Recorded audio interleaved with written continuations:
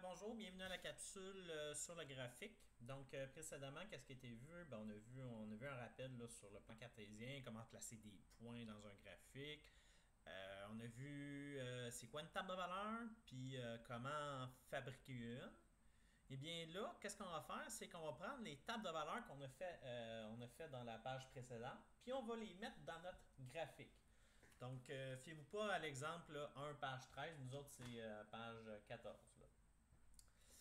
Donc, vous allez avoir besoin d'une règle ou d'un équerre ou même un rapporteur d'angle quand quelque chose que vous pouvez tracer des lignes droites très importantes. Donc, même moi aussi, je vais sortir ma règle. Parfait, c'est fait. Fait que, première étape, il y a des étapes qu'on suit. Puis ça va toujours être la même chose, puis je vais vous indiquer où que je mets les points dans l'examen. Il n'y aura pas de surprise quand vous allez arriver à l'examen, vous allez savoir qu'est-ce que j'évalue déjà. Donc, on trace des axes avec des flèches aux extrémités. Oh, désolé, j'ai ça sur la mauvaise chose. Bon, ok. Donc, je prends ma règle, je l'emmène ici, je trace mon axe, et voilà. Et voilà comme ça. Puis à la verticale, je fais la même chose. Avec les flèches au bout. Très important, les flèches au bout. Et également, la ligne doit être présente. Donc, ne vous servez pas du quadrillé comme si c'était une ligne. Non, moi, je veux que vous la traciez. Si vous ne la tracez pas, je vous enlève des points à l'examen. Je suis méchant comme ça. Ensuite, la prochaine étape, ça va être d'aller nommer nos axes. Donc, l'axe horizontal, c'est l'axe des X, puis l'axe horizontal, c'est l'axe des Y. Bien, là, on va reprendre les variables qui étaient à l'exemple précédent. Donc, le X représentait le nombre de billets vendus. Donc, ici, je vais venir écrire nombre de billets vendus. Puis en Y, je vais venir écrire la somme d'argent amassé en dollars. Donc, juste écrire X, Y, c'est pas suffisant. Il faut vraiment que tu me dises c'est quoi X, c'est quoi Y. Parce qu'on va toujours avoir une situation. Là. Il va toujours avoir des variables. Il va toujours avoir un contexte quand vous allez tracer un graphique. Vous n'allez pas juste tracer un graphique là, sans contexte. Donc ensuite, on peut aller mettre déjà notre titre. On peut le mettre à la fin, là, au début. Là. C'est écrit 4. C'est écrit dans le procédurier, étape 4, là, mais pour être honnête, là, ça ne change pas grand-chose. Là. Donc, on peut l'écrire dès le début. Donc, écrire un titre, c'est toujours Y selon X. Donc, tu regardes c'est quoi ta variable Y, puis tu écris ce que c'est. Donc, Y, c'est quoi? Ben, c'est la somme d'argent amassé en dollars selon X. X, c'était quoi? C'était le nombre de billets vendus. Donc, selon le nombre de billets vendus. Et voilà. Ici, on a déjà trop... ben, je vais vous dire à la fin c'est où que je mets mes points. Ensuite, prochaine étape, ça va être d'aller graduer nos axes. Donc ici, le commencement en bas, là, autant à l'horizontale qu'à la verticale, c'est 0, 0.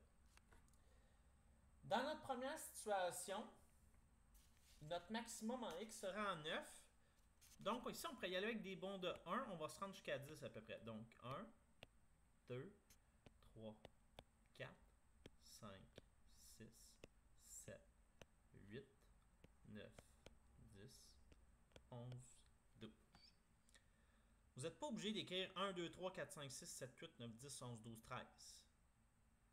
Premièrement, ça devient chargé. Puis ça se peut que vous écriviez un peu plus gros. Là. Il y en a qui écrivent petit, il y en a qui écrivent avec une plus grosse écriture.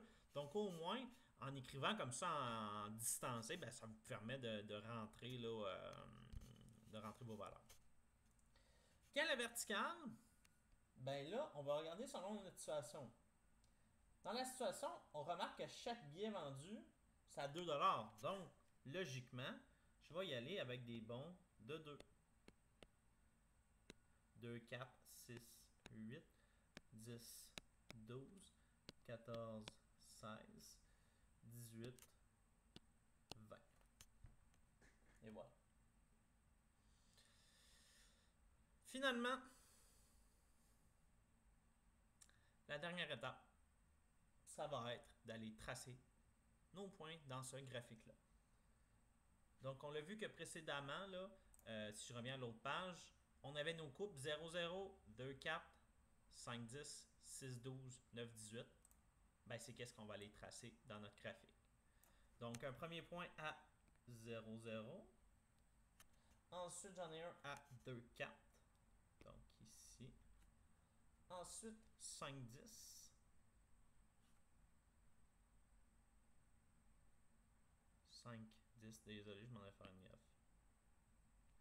Ensuite, j'en ai un à 6, 12. Puis finalement, j'en ai un à 9, 18.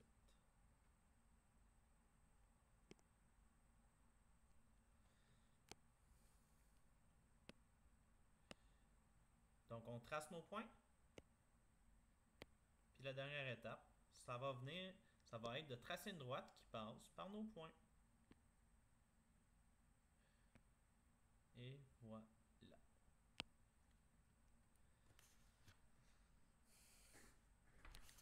Donc, voici le graphique qui permet de représenter la situation 1 dans la page précédente. Donc, si je répète l'ordre, on trace nos axes, on identifie nos axes, on gradue, on met un titre, puis finalement, on trace notre droite à l'aide des points. Si je fais le décompte des points dans mon graphique, donc je vais vous dire comment j'évalue ça. Donc, je te donne un point pour le titre en X, puis je te donne un point pour le titre en Y si tu l'écris. Je te donne un point pour la graduation en Y, et je te donne un point pour la graduation en X. Je te donne un point pour le titre du graphique, et finalement, je te donne 2 points pour la droite. Donc, ta droite, as-tu été capable de placer tes points? As-tu utilisé une règle pour tracer ta droite? Donc, ces choses-là. Donc, ça devrait toujours vous donner des droites. Si vous avez obtenu quelque chose qui est une ligne brisée, qui est bizarre, là, donc je fais un exemple, quelque chose comme ça, là, genre, je sais pas, là. Ben ça, non, là, ça, dites-vous qu'il y a quelque chose qui ne fonctionne pas. C'est toujours vous supposez donner une droite. Il y a certains exemples qu'on va voir là, que ça va être des courbes. On en viendra là quand on en viendra là. Donc voilà pour le premier exemple. Le deuxième, ça va être sensiblement la même chose. Je vais aller un petit peu plus vite, là. Vous savez un peu comment faire, là. Donc, première étape, on gradue, excusez-moi, on trace nos axes. Donc, horizontal et vertical.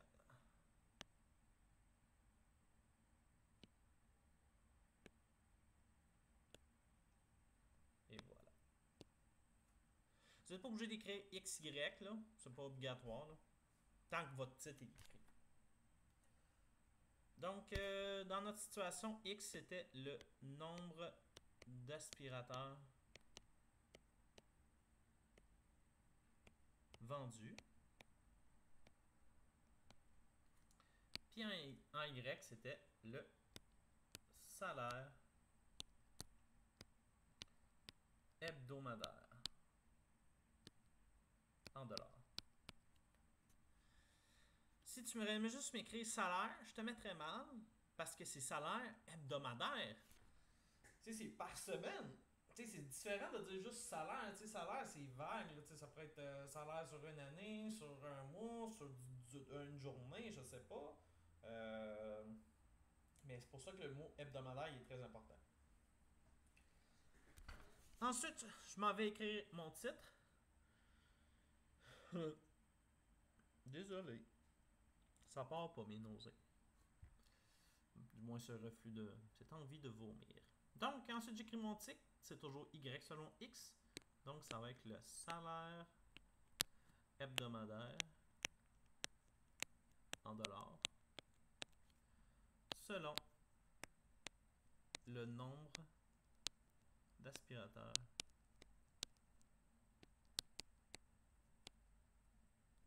vendus.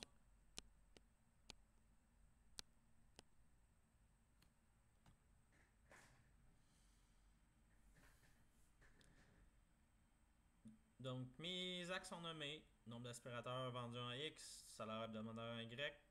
Ensuite, le titre de mon graphique est donné, salaire hebdomadaire selon le nombre d'aspirateurs vendus.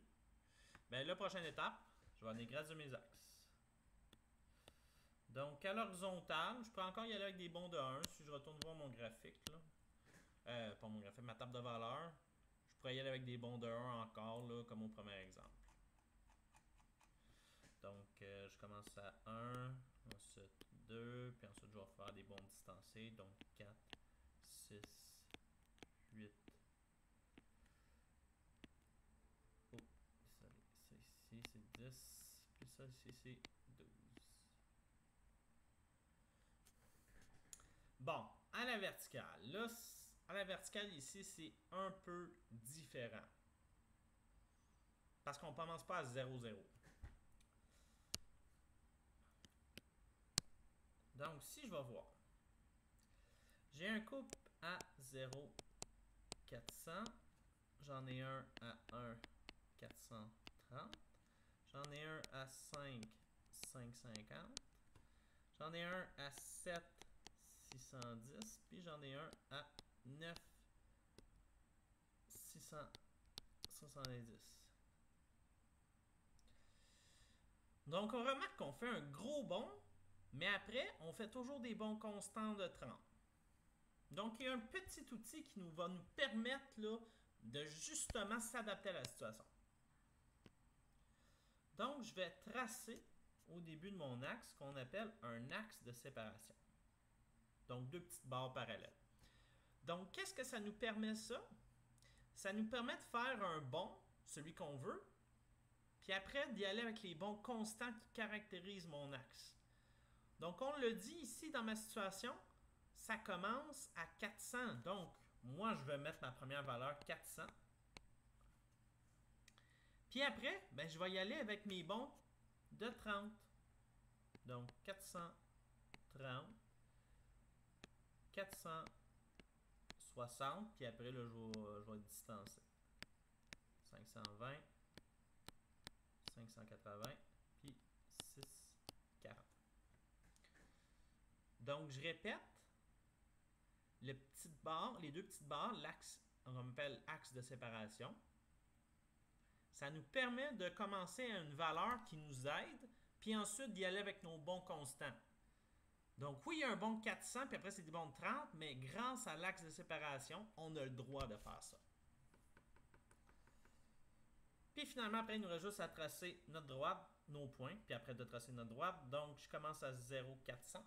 Ensuite, j'en ai un à 1, 430. J'en ai un à 5, 550. Je m'en vais ici. Ensuite, j'en ai un à 7, 610. Puis finalement, j'en ai un autre à 9, 670.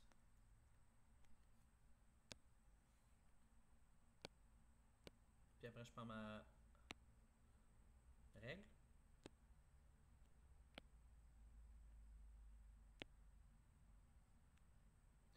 Comme ça. Puis après, je m'assure que ma droite passe par tous mes points. Et c'est bel et bien le cas. Donc voilà comment on trace un graphique. Donc je répète les étapes. Très simple. Tu traces tes axes. Tu nommes tes axes. Tu donnes un titre à ton graphique. Tu gradues de bons constants tes axes.